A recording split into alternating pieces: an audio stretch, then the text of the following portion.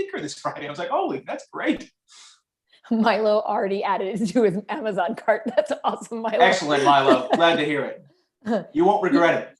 Yeah, she's coming on Friday. So everybody, Jill Lepore, Professor Lepore, is going to join us on Friday about the Constitutional Convention. So I put that link in the chat too, if you want to join us on Friday for our guest speaker.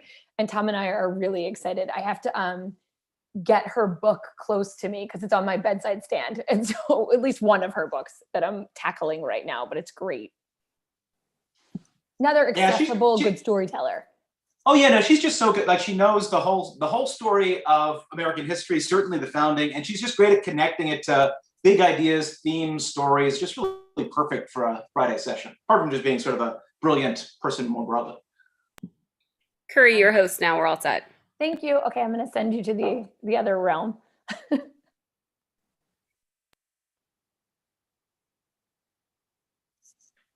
Okay, and then I'm making you co-host, Tom, just in case we have any glitches. Okay, everybody, 4 minutes. Sounds good, Kerry. I just spilled some coffee, so that's why. No worries. What happened? Oh, something happened in one of the classes, and I've been meaning to ask Nick. I like spilled coffee or did something, and I literally and I was like, did anybody hear that? And I was like, I know what it was. I jumped out of my seat. Like it was so clearly like obvious, but if nobody was watching me, it was all good. So I was wondering like if Nick saw it and like was like, I don't know what he's doing. Yeah, my big goal now that we've done this class a few different times is to like try to compress a bit more up front so we can spend more time on the compromises over slavery. Because we get them in and we do a good job with them, but I feel like I always feel pressed for time when we get to that point, and that's like the last place you want to be pressed for time. Yeah, I know. And it's just because of the way it fits into the timeline, it does wind up being like the big ones at the end, the big, the big debate, the big thing that almost pulled them apart. I streamlined this a little, and it felt really tight. So I'll keep us on. Excellent. I didn't send you the minute-by-minute timeline. I did send that to Nick, and he stayed on it. It was great. No, I watched it. I mean, his were great this week. I mean, they're great usually, but I mean, I thought they were especially good this week. We did a minute-by-minute timeline to keep us like tight, and it worked. Nice. And I was like, okay, so maybe this is what we'll do. So everybody, 3 more minutes. Yeah, I basically did a run a show for him with a tight time frame. I was like, oh, I just need to give you the box and we're good. Very fun. And I just changed some of the visuals around so we could start with big and then dive back in time. I feel like this is just like every time I've ever taught, every single time you kind of mess with it a little bit more. This is the 3rd time we've taught this class, or 4th? Yes. Okay, 3rd. Okay, I couldn't remember. Yeah, the first one you were in Signers Hall, so that was pretty exciting. Oh, we can do. Oh yeah. I was thinking about that this week, and then I flaked on it. I think because I'm going to be in there tomorrow for a different program, but yeah. So I have a small child homesick, which he really doesn't seem sick anymore. So I will say that. He would not be good in Signers Hall with me. I should say smaller, not small. So everybody, 2 more minutes before we get started. We are going to talk about the Constitutional Convention today, and we will be recording the class as well as live streaming. So just to give you a heads up, if you want to watch it again or want to send it to somebody else, it is on YouTube right now live.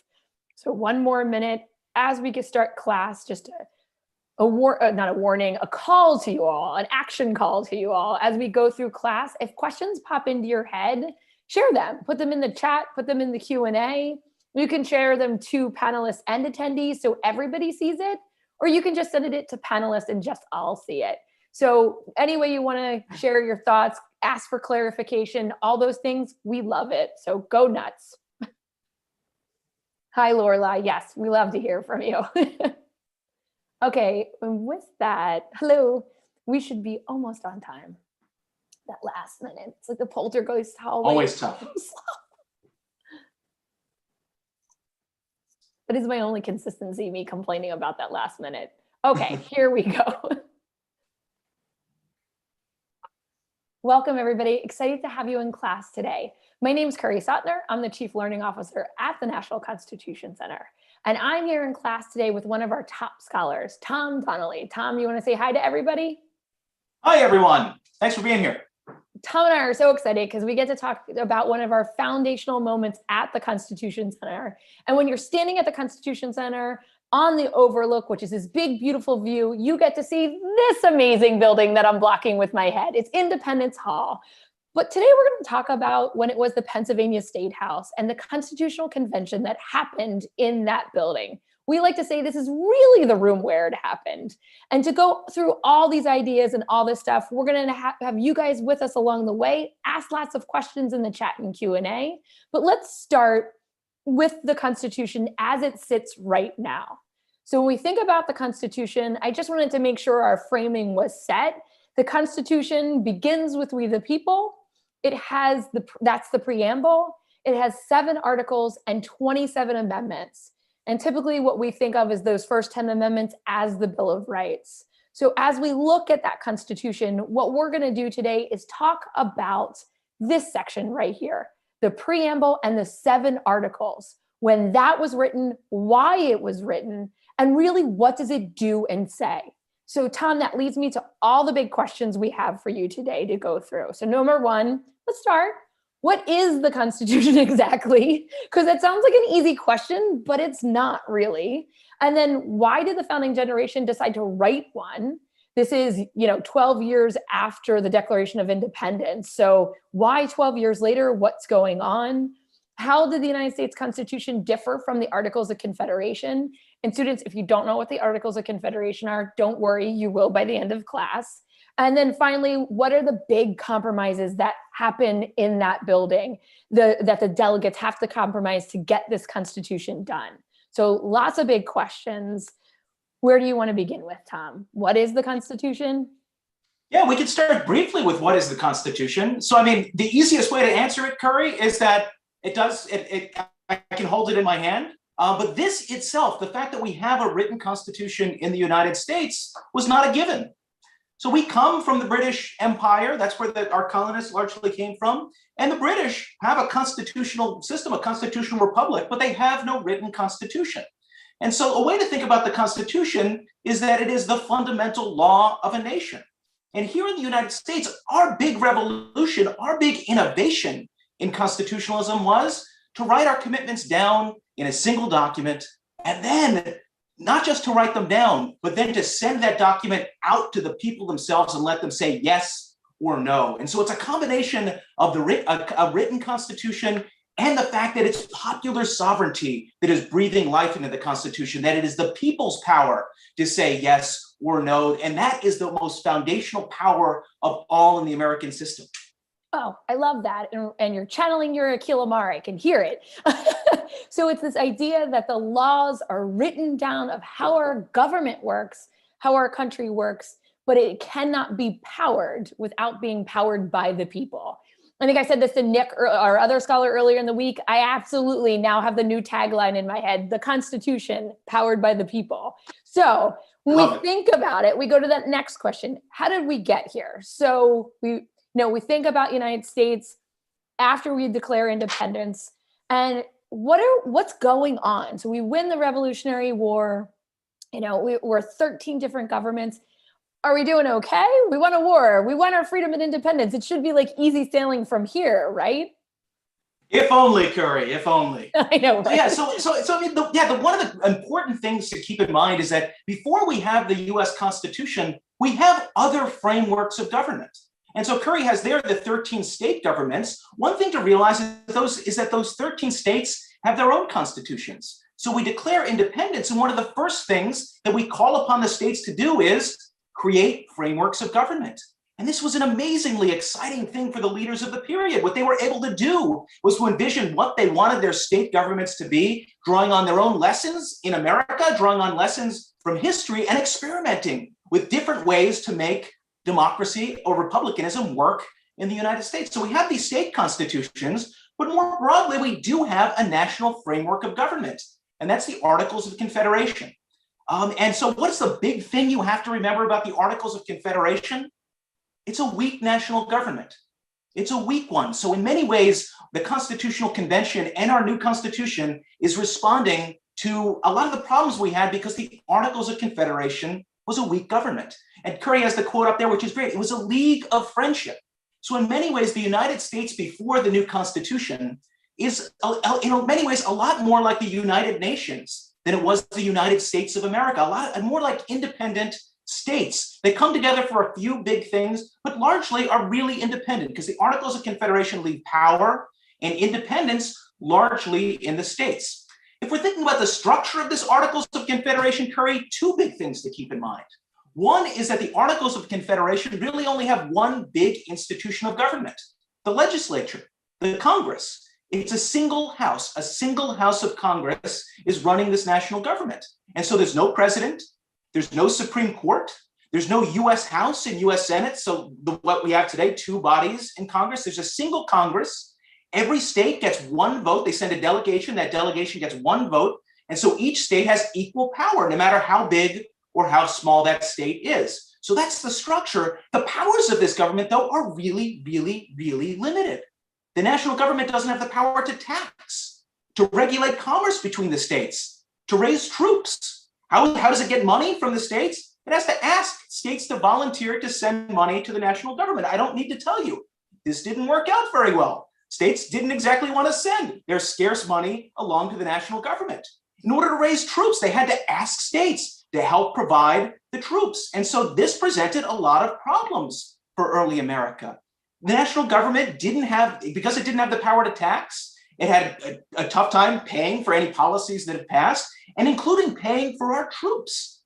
So that's one thing. And the other part here to keep in mind, Kerry, is, okay, so it's an experiment in constitutionalism, it's a new framework of government. Can't we learn over time and adjust and amend it and make the system better? Well, under the Articles of Confederation, practically speaking, the answer was no. Because the amendment process, the process that allowed us to change the Articles of Confederation, required all 13 states to agree. So it required unanimity. And as a result of that, we never passed an amendment to the Articles. So that's a bit about the Articles, Kerry. I'll pause. I don't know if you have any questions or things to follow up on. Yeah, it always makes me laugh that they had to get all 13 to agree. And like to think about it, like taxes. Can you get everybody to agree on taxes? I can't even get everybody in my house to agree on what toppings we should put on a pizza.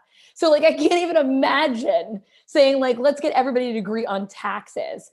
But what I think the most fascinating part about this for me is that I don't think I ever learned in school how much on the edge of losing it all we really were.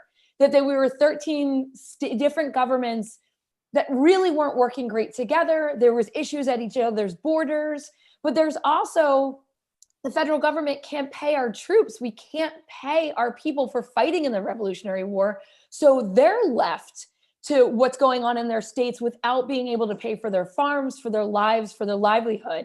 And then at the same time, we have foreign entities coming to us and trying to block off our waterways, clip our sailors off of our ships. So we're being attacked from greater forces. We're kind of breaking apart internally. And what I think about all the time is what we talk about a lot, and our students are probably learning right now, Shay's rebellion. Is that really like the tipping point of things starting to crumble and people starting to really take notice of it, leadership really starting to take notice of it, and we've got to do something about it now or we're going to fall apart? Yeah, I think Shay's rebellion, both for us and for that generation, it's an important symbolic event in a lot of ways. It's emblematic. It's a great example of a lot of the problems we were facing during this period. Because you're right, Kerry. In the end, this is a period where what's happening? Our economy is collapsing. We have great economic troubles. We have many people, especially farmers, in deep debt. They're losing their farms. And so there's just a great deal of sort of economic disruption, economic suffering. And we have a national government that has no power to really address any of these problems through policy. And so Shay's rebellion is sort of this key moment where it also brings up the possibility of, are we going to end up with mob violence in the United States? Are we going to have a wave of violence where Shay's rebellion is just the first of many, and the national government has no power to address either the underlying policy causes or even to keep us safe. So let's back up and say, what is Shays rebellion? So it's 1786 into 1787. Again, we're facing great economic difficulty. Shays rebellion emerges in Western Massachusetts. And so Western Massachusetts is a lot like other parts of the United States at this time. You have a lot of farmers. Many of these farmers are former soldiers who've now returned home. They're in debt. They're in danger of losing their farms. And they have a sense that the state government in Boston isn't listening to them, isn't representing them, isn't hearing their voices. And so what happens is these farmers get together, they arm themselves, and they begin marching across Western Pennsylvania, led by Daniel Shays. Shays himself, a 39-year-old Revolutionary War veteran, fought at Bunker Hill, fought at Lexington, and he's leading these farmers across Western Massachusetts, marching towards Boston. And they're occupying courthouses, they're closing down debtors' prisons, and they want to get to Boston and speak directly to their representatives and say, hear us, we're suffering. You're doing nothing to help us. And then the other part though, Kerry, and this is what really troubled George Washington, Alexander Hamilton, James Madison, key framers who think we needed a more powerful national government. They look at this moment and say, the national government was powerless in the face of this mob violence, of this group of angry farmers who had a lot of legitimate grievances. The national government couldn't raise troops to put down the rebellion. In the end, the rebellion's put down by the Massachusetts militia. And so again, for this founding generation, for these people who are going to push for this new constitution, the danger is Shays Rebellion may be the first of many. Our national government was unable to do anything about it. We need a stronger national government. We need a convention. And so the Confederation Congress ends up saying, yes, we will have a convention in Philadelphia for the sole purpose of basically amending the Articles of Confederation. But as we know, James Madison and others, they had somewhat different ideas of what was going to happen. And I love that. And I love that it, like, in quotes, where like, here's the quote, sole purpose of revising the articles, but you know that they weren't going to do that. Like, talk about a revolution with no bloodshed. They throw out the governing document and rewrite again. This is an image of the Independence Hall, the Pennsylvania State House at the time. This is actually the front of the building. We're so used to looking at the back of the building as the front, but it's the other way around. So they come in May and they start to gather, and those big names that you're talking about, Ben Franklin, George Washington, they bring legitimacy to this convention in Philadelphia. They start to come in early May. By May 25th, they have a quorum, enough people, enough delegates from the states to begin this process. And they're there from May 25th to September 17th. Tom, that's a long, hot, smelly Philadelphian summer. Like, so Philadelphia is always hot and sweaty, but it wasn't the freshest at this time period. I'm just being transparent. Who comes? Who's there? Who doesn't come? Just to kind of do like the fun, like who's in the room, who's not, to remember. And there, you guys can start looking at the picture as Tom tells us who's not there. Why don't you guys start guessing who you see in the picture? And now we'll just point out the awesome, it looks like crushed blue velvet outfit going on in the middle of there. So who's not there, Tom? Let's start there. Why the students guess. Sure. I do sort of wish that I had Franklin's outfit to do these classes. I mean, he looks so comfortable. So who's not there? Some famous names. So John Adams, Thomas Jefferson, they are not in the room. Jefferson's in France. Adams is in England. They're serving their country abroad. And boy, did both really wish that they were in that room. So they're sort of two big names. John Hancock, famously who signed the Declaration of Independence. He's not there. He's the governor of Massachusetts. And then important critics of a strong national government like Virginia's Richard Henry Lee and Patrick Henry, they're not in the room either. But I think some of the cool things about the Constitutional Convention to remember is, Franklin's there, Washington are there. It's impossible to overstate how important it is that the two of them are there, because as Kerry said, one way to look at this is it's a bunch of elites meeting in a room in secret to put together a new government. And there's a danger of people wondering, what are they doing in there? One, is it important? And two, is it legitimate? But Washington and Franklin are the most famous and most beloved Americans in the country. Them coming there speaks powerfully about the need for a new government and that there's serious work going on in that room, and work that agree or disagree is going to be worth people really taking seriously. The other thing is to remember the people who were in this room, and Madison said this so powerfully, they weren't putting together a framework of government and saying, people, you must take this. What they are doing is putting together a proposal and then sending it along to the states for ratification. And so again, it's a proposal, it's a scrap of paper. In the end, it's the American people operating in conventions in the states that breathe at life that's popular sovereignty. The last thing, Kerry, is, the other thing to note is it's generally speaking pretty young people in the Constitutional Convention. We think of Franklin, he really skews these stats too because he's in his 80s. But the average age of the convention delegate is 42. And if you're looking at a profession, it's what you would expect. It's there's a lot of lawyers in there, but these are young people. This is a new generation of Americans thinking about what sort of government we need to become a great nation. And I think I say the youngest is 26, but I can double check on that one. It's unbelievably young. And so, Tom, I think it's so important just to kind of look at this again. What do they lay out in that summer? They lay out the preamble. They lay out the 7 articles, and we can really quickly, if you want, walk through what they lay out. But I think the best story that we'll get to next is, how do they get there? What kind of compromises and debates do they have to be able to get to this pretty simple document? When we think of the structural constitution, and that's what this is, the preamble and the 7 articles is the foundational constitution, the structural constitution. It explains how our government works. And you see it as you spell it out there. It's pretty simple. It's direct. It's the shortest written constitution in the world. And it is really impressive what they get done. So walk us through really quickly, what are all the pieces? And then we'll talk about what was the work they did to get there.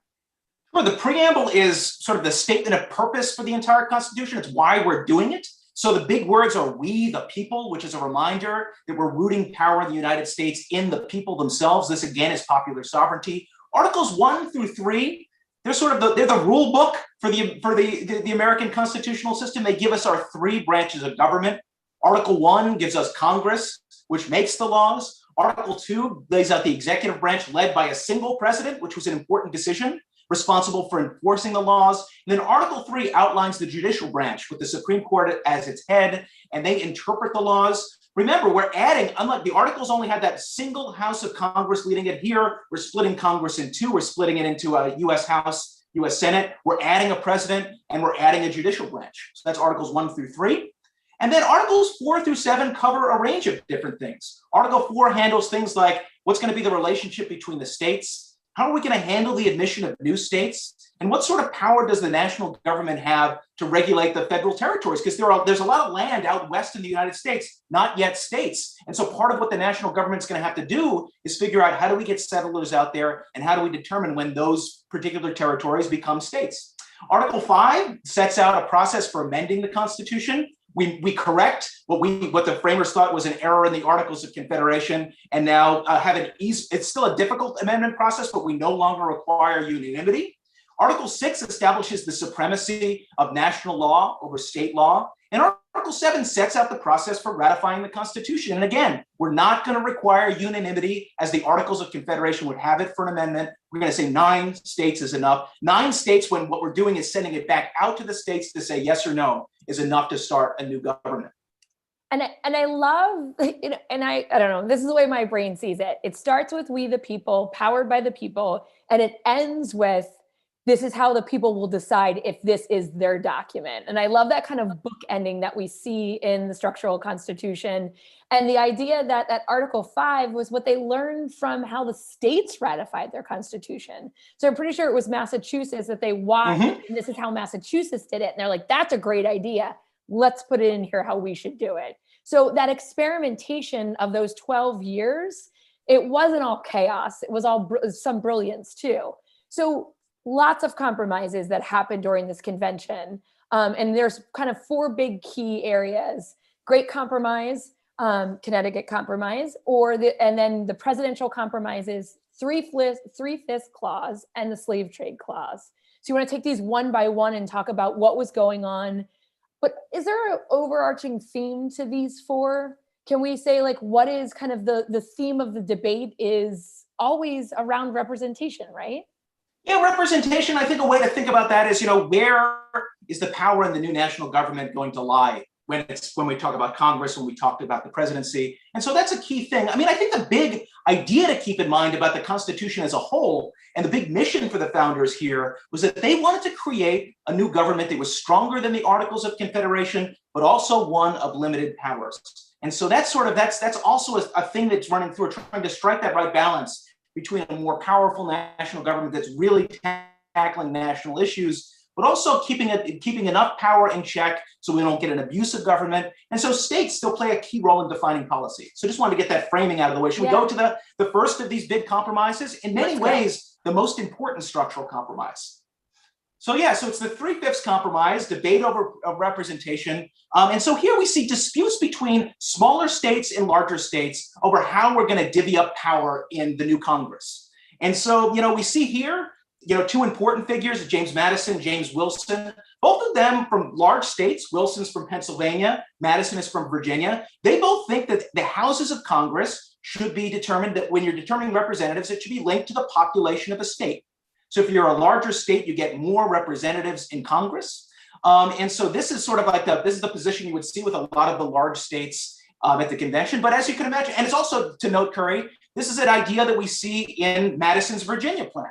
So the big thing that's framing this discussion for the delegates, and again, the thing to keep in mind is this debate over representation in many ways is the most intense. It's the longest. They struggle with it so deeply. But it's the Virginia plan that's framing these debates over representation, how we're going to structure Congress. The two big things in the Virginia plan are we're going to divide Congress between two houses. So we're going to have, in the end, a U.S. House and a U.S. Senate. This is one thing we learned we really like. This is called bicameralism. We think it's good to divide power because the framers, again, they think that Congress is going to be the most powerful branch of government, and it may end up being the one that's closest to the American people. And so as a result of that, we want to make sure that we divide power to avoid abuse of power. The other big thing in the Virginia plan is that it says representation in both of those houses of Congress should be based on population. The larger the state, the more the representatives. Now, if you're a small state, you're saying, wait. That doesn't sound so great to me. When under the Articles of Confederation, we all got the same number of votes. Whether you're as big as Virginia or as small as Rhode Island, you got the same number of votes in the Articles of Confederation. We're not going to create a bigger government with more power than before and then give ourselves less power than we had. That makes no sense. And so you have William Patterson. I was going to say, insert New Jersey here. They're like, oh no. Yeah, exactly. So this is the New Jersey plan. This is William Patterson of New Jersey is the main person behind it. And what they say is, no. We're not going to do that. We're going to go back. For us to agree on a new constitution, we need equal representation. So whether you're a big state or a small state, everyone gets the same voice in Congress. This is the way we did it in the old Congress. This is the way we did it in the Articles of Confederation. That's the way we're going to do it here. And so you'll see the New Jersey plan, both the Virginia plan and the New Jersey plan support some more power for the national government. So they agree that the national government needs to do more, Congress needs to be able to do more, but they disagree over how we're going to distribute power. And so who emerges to bridge this gap or to at least come up with a compromise that enough states can support? It's Roger Sherman. Roger Sherman of Connecticut. This is known as the Connecticut Compromise or the Great Compromise. And so Roger Sherman from Connecticut says, you know what, let's in the end split the difference. The U.S. House of Representatives, okay, Madison, Wilson, you can get what you want there. The larger the state, the more the representatives will do what's called proportional representation there. So they win the U.S. in the U.S. House, and we'll create a U.S. Senate that has equal representation. So whether you're a big state or a small state, everyone gets 2 senators. And so you see then embodiment, you see the Virginia plan and population embodied in the U.S. House, and equal representation in the New Jersey plan embodied in the U.S. Senate. And it ends up being a very, very close vote, Kerry. I think it's a vote, I have it written here, I think it's a vote by basically one. It's by a single vote the Great Compromise passes at the convention. And the thing to remember is, for Madison and Wilson, they were devastated. They thought that you couldn't, in principle, defend equal state representation, that Congress had to be rooted in popular sovereignty, that representation had to be based on population. But in the end, they went along. We end up with this great compromise. We end up with our 2 houses of Congress still having the same rules of representation. And Madison himself would go on in the battles over the ratification of the Constitution to defend the plan that he actually opposed during the debates of the convention. So I think I now understand why they call it the Great Compromise, because I actually never thought it was so great, because it's really just taking one of each side and putting it together, but it's almost that it got achieved or done. And Riley asked a great question. How many plans were presented? Was it just the Virginia plan from Madison and William Patterson's New Jersey plan? Were there many different ideas out there? Because you said it took the longest and kind of took so much time to get to this point. And it was the first thing that they really worked on too. Were there many plans or just two main ones? Well, the main thing, the reason it took a long time was you had two big plans. I mean, even like Charles Pinckney had a plan. There were other plans of government out there. But it ends up being, it's a lot of time debating on the floor, going back and forth with different ideas. And then you also see, with the other thing to note about the convention is you just see a bunch of committees over time, adjusting the powers of Congress and various things. And so you do see Congress as an institution evolve, but it's really these two big plans that frame the debate, and then a lot of debate, a lot of disagreement, a lot of battling. And you're right, Kerry, the compromise seems so obvious to us now, but it's great because it got people to go along with it in the end, even though they were bitterly angry that they actually lost, that they had to compromise. They thought the stakes were ridiculously high, they couldn't be higher. But it was enough that they were able to go along and the project continued. Got it. It like kind of flipped the way that's defining it. Awesome. Okay, so when we think about the next kind of big debate and discussion, it's around the presidency. It's around how do we actually get a president? Now, it's pretty transparent. They're all thinking, we don't have to worry about this. George Washington's going to be our first president. But the question will be after Washington, who will be the president? And I think it's hysterical that very early in the convention, Hamilton walks in and has this ridiculously long, I think it's like 4.5 hours speech on basically the president should be a monarch and in for life. And nobody says anything when he's done. It's just dead silence and everybody shuts down for the day. Hamilton leaves, go back to New York for a while, and then comes back a month later. But how hard was it for them to get to what kind of president should we have? And also, how do we get a president? Yeah, this was in many ways, theoretically, the most difficult question for them, because they really didn't see an example in history of what they were looking for. Because they looked at their states and the state constitutions and said, no, those governors, they're too weak to govern a great nation like the United States. On the other hand, they looked to Europe and they saw powerful monarchs. And they themselves, as colonists, of course, were really, really fearful of abuses by powerful executives, because they looked at King George III, those royal officials, those abuses, and said, these led in part to the American Revolution. And so they were looking in the end for something in between the weak governors of the states and the kings that they saw in Europe. And you're right, Kerry, for them, one of the easiest things for them was to know that Washington would be the first president, and he could set the important traditions in place to make sure people would then occupy the office with dignity and with restraint, but also with an ability to lead the nation. And so in the end, the debates over the presidency, they debated a range of issues. They debated how to elect the president, how long a president's term should be, whether the president should be allowed to run for re-election, and the question of impeachment and removal. And what they learned was that as they decided one of these things, it changed how they thought about the other ones. And so it was really hard to lock into place, the Article 2, which is where we have the presidency that we have today. And so, they settled on the president's term will be 4 years. A president can run for re-election, though George Washington would set an important precedent and only run for a second term and then end from there. And then every president from Washington to FDR followed that precedent until FDR. And then we wrote it into the Constitution with the 22nd Amendment. And then finally, they settled on a process of impeachment and removal. And then to elect the president, they settled on an electoral college. And so this is the idea that, when we go and vote on election day, we're not voting directly for president and vice president. We're voting for electors who in turn vote for president and vice president. And those electors are determined by the states get the number of electors that correspond with how many members of Congress they have. And so in the end, the presidency is determined by whomever gets a majority in the Electoral College. If no one gets a majority, then that ends up being thrown to the U.S. House of Representatives. For the framers, what this ended up representing was a compromise between at least two polar visions. We have James Wilson arguing that the president should be directly elected by popular vote. He was lonely on this. There weren't many people that went along with him. Madison and Gouverneur Morris, some notable delegates had some sympathy for it, but that's one poll. And the other was a lot of delegates wanted the president elected by Congress, with the idea that members of Congress will be the most knowledgeable, many of the most respected people in the nation. We can trust them with determining who would be president. In the end, the Electoral College was something in between that. For James Wilson, he'd say, this is probably the closest I can get to a direct popular vote. And for those who supported congressional election, they thought, well, after Washington, not many people are going to get a majority in the Electoral College. So in fact, most elections are going to go to the US House of Representatives anyway. They predicted incorrectly. You know, we can look back and say that's a ridiculous prediction, but actually for that time, it wouldn't have been surprising at all if that's the way it played out. Okay, so two big kind of areas that we look at it with compromise. The next two that we're looking at are the debates that really wrap around enslavement in America. And just to kind of frame it for our students, over the course of that summer, there are 55 different delegates at the convention. So they're coming and going at different times.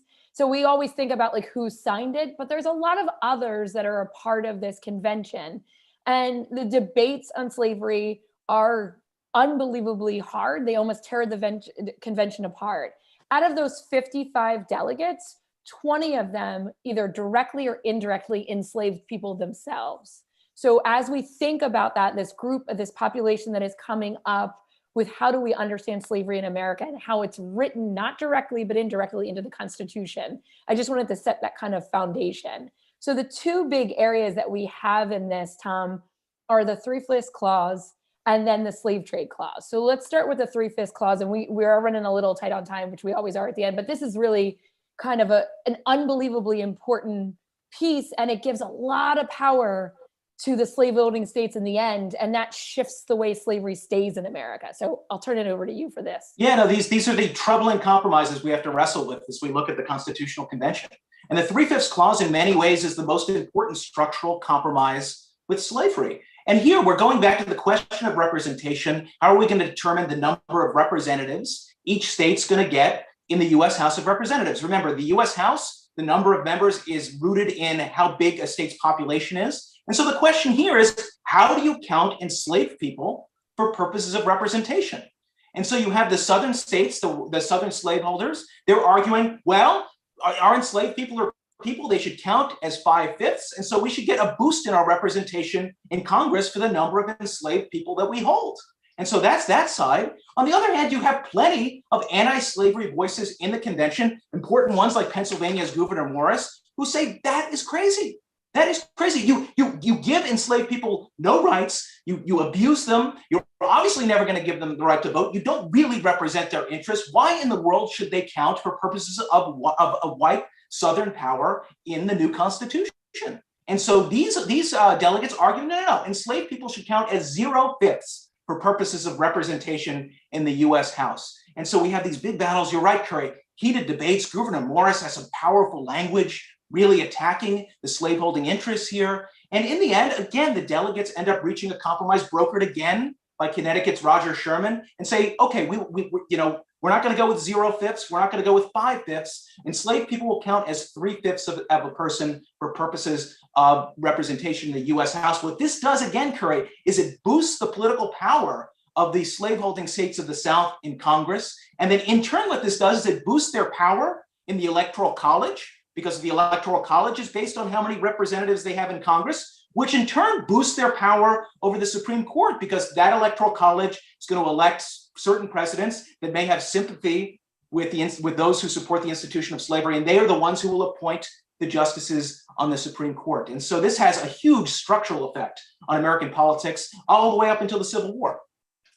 And so when we think about at the end of the convention, we go back to this idea that many of them in the Constitutional Convention on the September 17th, many of them, and I'll show you guys the pictures, decide to sign this document and say, we're putting our signature on this document, not to say that it's law and not to say that it is now in play, but to say we believe in this document. There are 3 who refuse to sign. We lovingly refer to them as the dissenters. And we can talk about them in another class, but one of the big ideas of why they don't sign is because there's no Bill of Rights. But when we think about this document and what they put forth, 2 days after that, it takes 2 days to be printed. This image right here is what it looked like 2 days later. And in the newspaper, you would see a header of the newspaper above it. And it was handed out on the front lawn of the National Constitution Center of Independence Hall. It went back to the people. It went back to the state ratifying conventions to say to the people, do you choose to take this as your constitution and as your governing document, knowing what's in here and what's not in here and reading it and debating it. And that's a pretty heated debate and ratification process. And when we think about kind of all those changes, that is another step by saying the Constitution is powered by the people, because the people must accept it and ratify this document as well. So what is it that our students should walk away with understanding the parts in the preamble and the 7 Articles of Confederation and all these debates and compromises? What is kind of the key thing that they should walk away when they think about the Constitutional Convention? Yeah, I think it's at the very least, one, that the Constitution, as you said, Kerry, it's rooted in popular sovereignty. It was really true that this was merely a proposal on September 17th, 1787, and the people had the power to say yes or no, and they almost said no. The ratification battles were really close. The Constitution that they ultimately ratify, I think it's important to think of it as it's a balancing act. It's a constitution that ends up creating a stronger national government than we had before with the Articles of Confederation, but one that was also of limited powers set out in the Constitution, and powers that were limited by the structure of the Constitution through things like separation of powers, checks and balances. And then the final thing, Kerry, is returning to those tragic compromises over slavery. I mean, the way to think about slavery is that even for the anti-slavery delegates, they fought hard to make sure slavery, the word would not find its way into the Constitution, that we wouldn't clearly protect what they called the right to property in man. They left the question of slavery to the states, but in the end, they were willing to compromise with the slaveholding states in order to get through the convention, form a new union, ratify a new constitution, and begin the American project. And so it's one of those things that we just have to both wrestle with the degree to which those compromises were necessary for the Constitution to be ratified, to be written, framed, and ratified, but also that they are tragic, tragic choices that we made that have a great influence over the course of American history for the decades to come. Yeah, and that is so much about how we understand our history. We can see both the amazing and the tragic all intertwined together at the same time. So just for some dates for everybody, when we think about the Constitution itself, let me not move it, but just highlight it. This part of the Constitution is proposed on September 17th, 1787. It is ratified or adopted, 2 ways to say the same word, June 21st, 1788. So around 9 months, right? I can't do math. The Bill of Rights, the first 10 amendments, and they're ratified all separately, not as one grouping. They are ratified or adopted on December 15th, 1791. Sorry, I had a typo there, 1791. And then finally, the last amendment was in 1992. So in that original structural constitution, there are no amendments. All those amendments came after it was ratified, but were part of the deal to get it ratified. And again, we'll talk about that when we talk about the dissenters in another class. But Tom, thank you so much. It was a great class. Really interesting to see all the compromises to make this happen and how the process really from the get-go, even though it didn't include all the people, still ensured that the people would power it. And that gives us opportunity to expand that as well. Absolutely. Thank you. Thank you, students. If you have any questions, we will hang out afterwards.